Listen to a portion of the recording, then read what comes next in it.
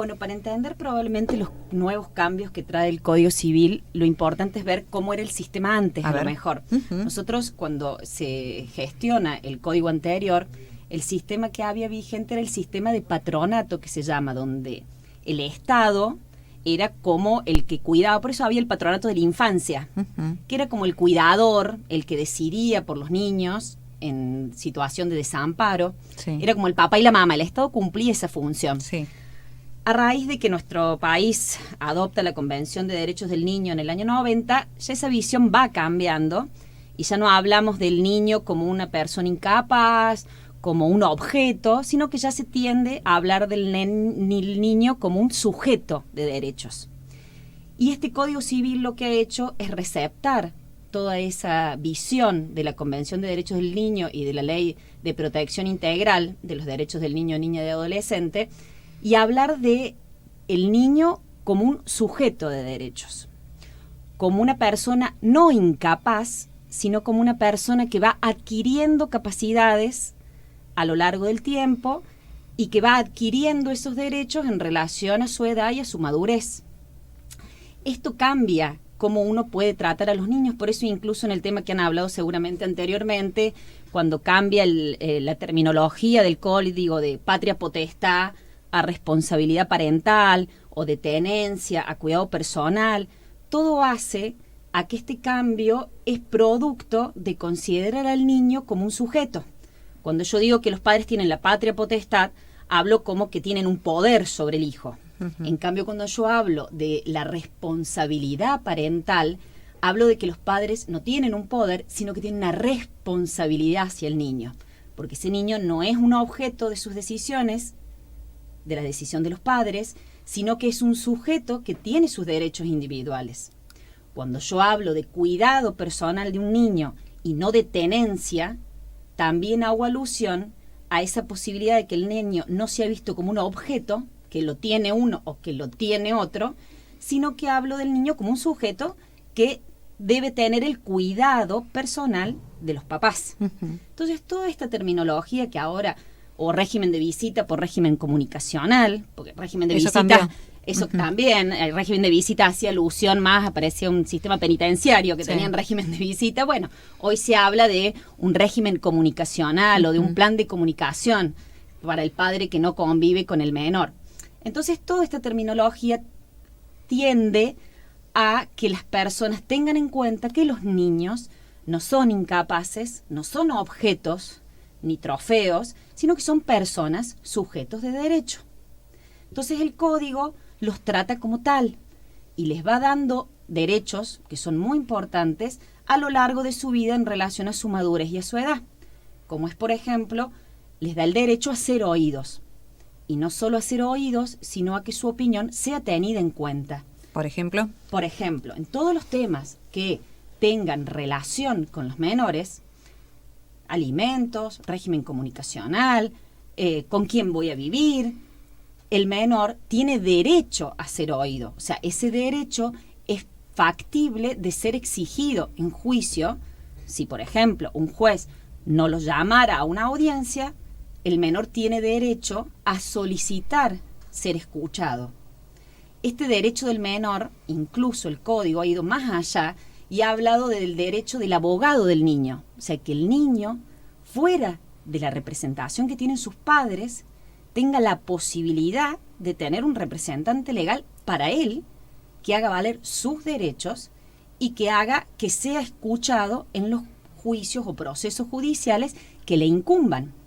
Incluso ahora, hace muy poco, el primer fallo que salió en esto fue en Neuquén, donde una niña de 14 años, en la cual con el código anterior se le habría obligado a restablecer el vínculo con su madre, que no lo tenía, ella estaba con su abuela, una tía abuela o algo así, ella a través de este código, con un abogado que la representó a ella, pudo lograr que no se la obligara a restablecer el vínculo con su madre. ¿De qué edades hablamos? Vos decías 14 años esta chica, pero ¿cuáles son las edades? A partir de los 13 años, sí. No, desde que se los escucha, sí. Desde que tienen edad suficiente para expresar su opinión. Bien. ¿Sí? A ser oídos tiene derecho un niño desde que puede expresarse, digamos.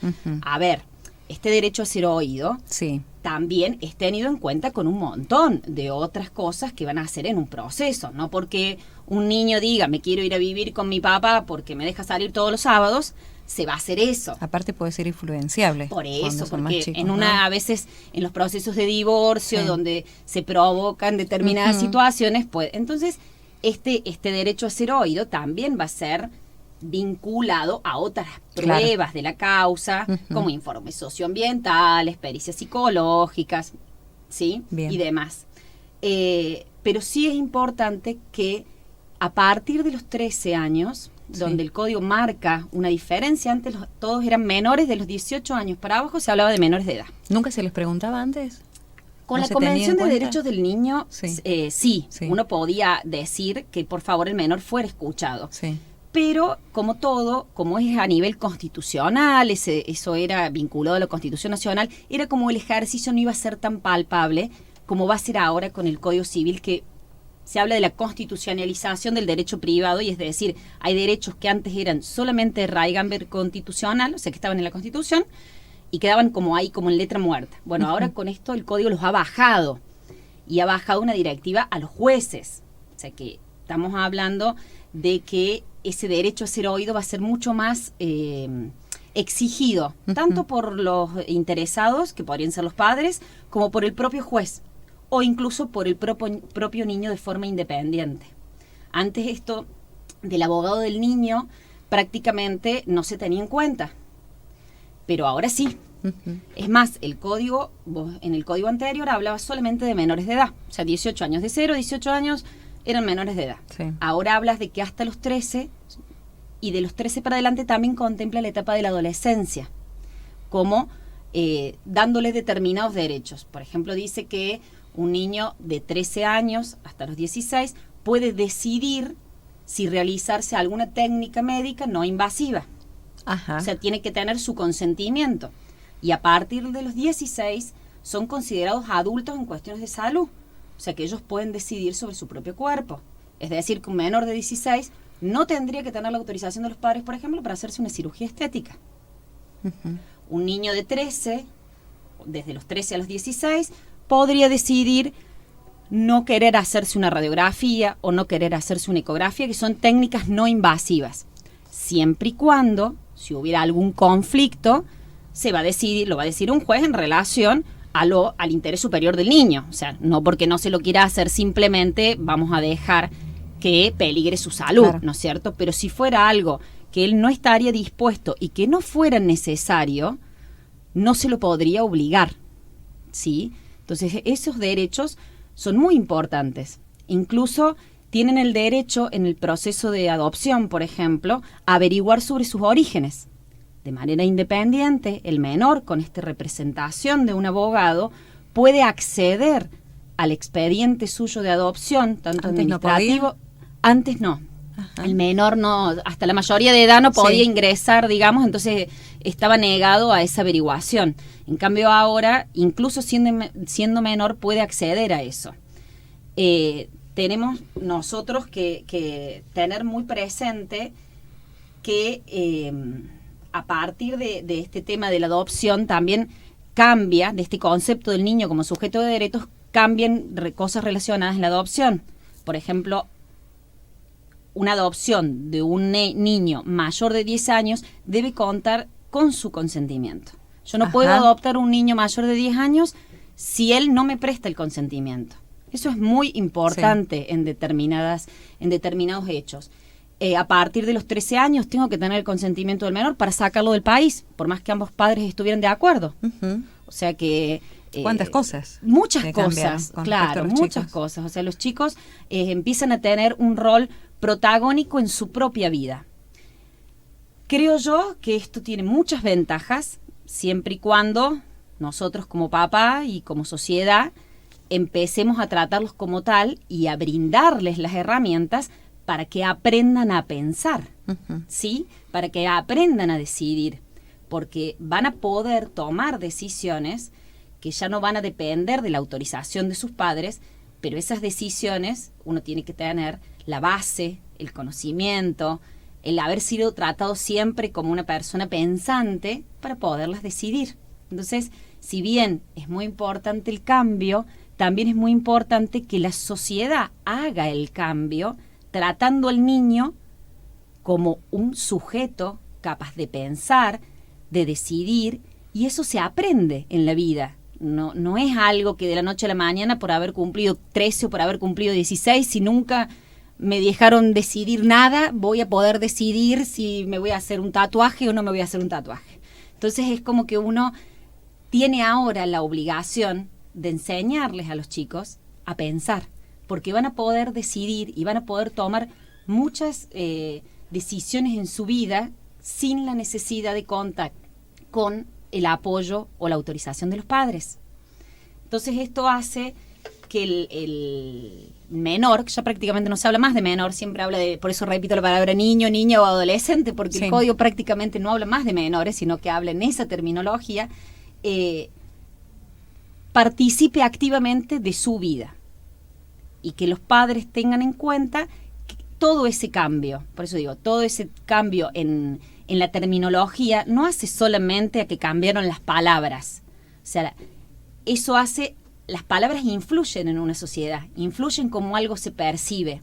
Entonces lo que ha pretendido el código es, con este cambio de terminología, que yo les decía al principio, de responsabilidad parental, de cuidado personal, de ya no hablar más de tenencia, de no hablar más de régimen de visitas, tiende a que la sociedad empiece a percibir al niño como un sujeto y no como un objeto que yo decido por vos, yo hago por vos, yo digo lo que es mejor.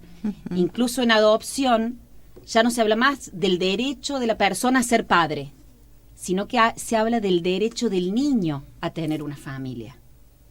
Se cambia mucho la visión, porque yo ahí empiezo a tener que tener en cuenta otras cosas. Está bien, está tu derecho a ser padre, pero tengo que priorizar el derecho del niño a tener una familia. Entonces, si los menores tienen hermanitos, vamos a intentar priorizar esa adopción en conjunto. Si estamos hablando de, bueno, ahora del tema de la adopción integral, donde de la adopción por integración, que se adopta el hijo del cónyuge, es para incorporar ese niño a un grupo familiar. Entonces, toda esta visión del niño tiene algo muy importante que creo yo que va a empezar a cambiar socialmente los preceptos que nosotros tenemos. Incluso el código establece que, por ejemplo, los castigos físicos están prohibidos.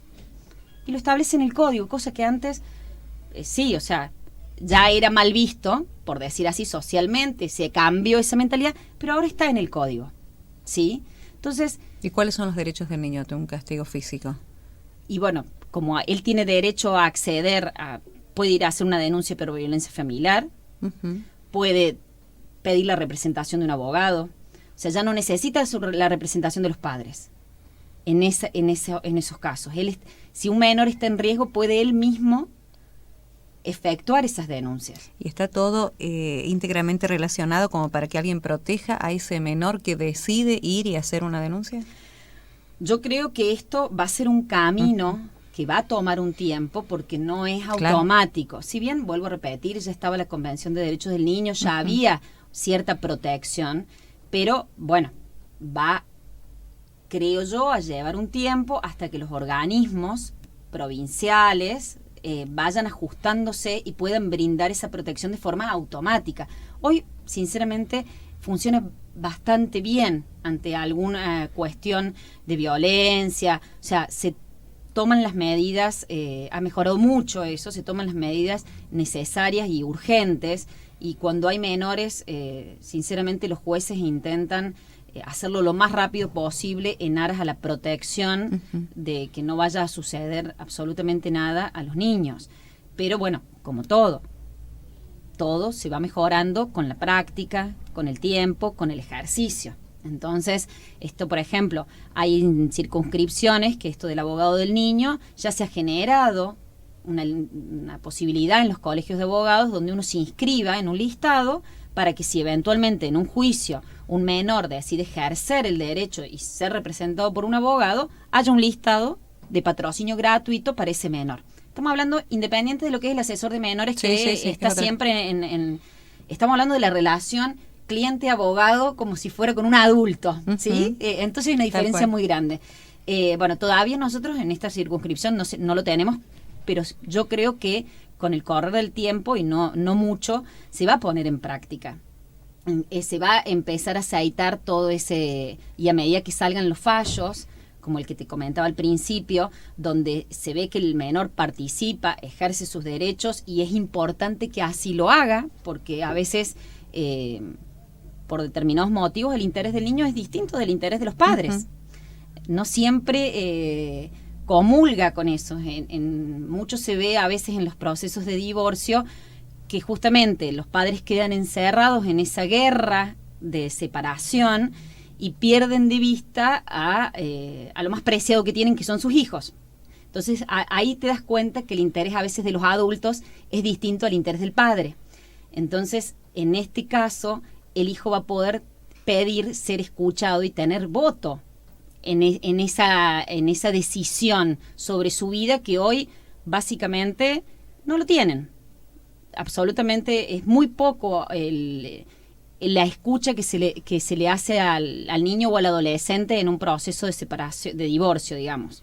Pero creo que con esto y con esta constitucionalización, digamos, del derecho privado, donde todo esto que estaba en la Convención Internacional, que nosotros lo aplicábamos por la Constitución, al bajarlo al Código Civil, va a ser de una práctica mucho más habitual, de algo que los jueces van a hacer incluso de oficio, tienen la obligación de hacerlo. O sea que si ellos ven en un proceso judicial que atañe a un menor que están, digamos, los intereses encontrados, el juez de oficio tiene la obligación de citar al menor y de escucharlo.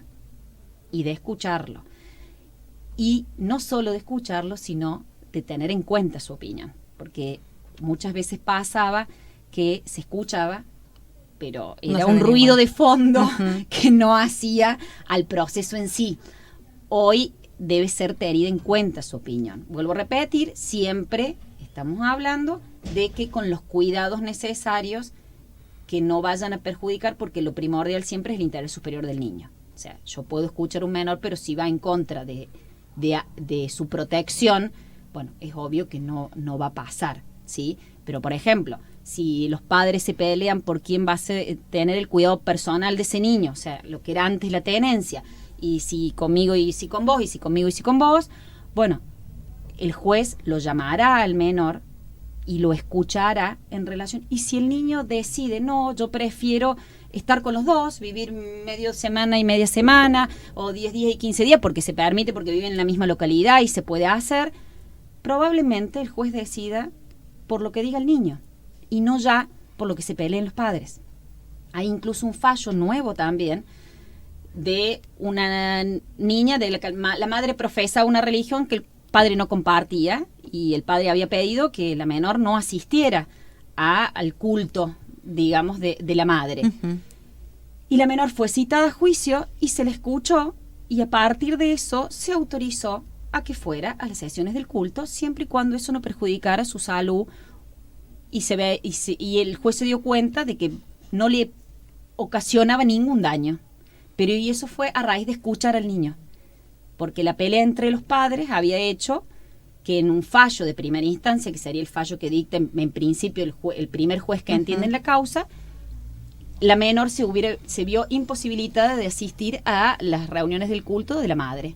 Una cámara, reviendo el caso y escuchando al niño, revirtió ese fallo y permitió ese acceso. Entonces, para terminar, lo importante y lo central es eso, es un niño, niña o adolescente sujeto de derechos, con capacidad de tener derechos que va adquiriendo en relación a su edad y a su madurez, y que ya tiene que ser visto no como un objeto que pongo, saco, decido, sino como una persona que a medida que crece puede tomar sus propias decisiones.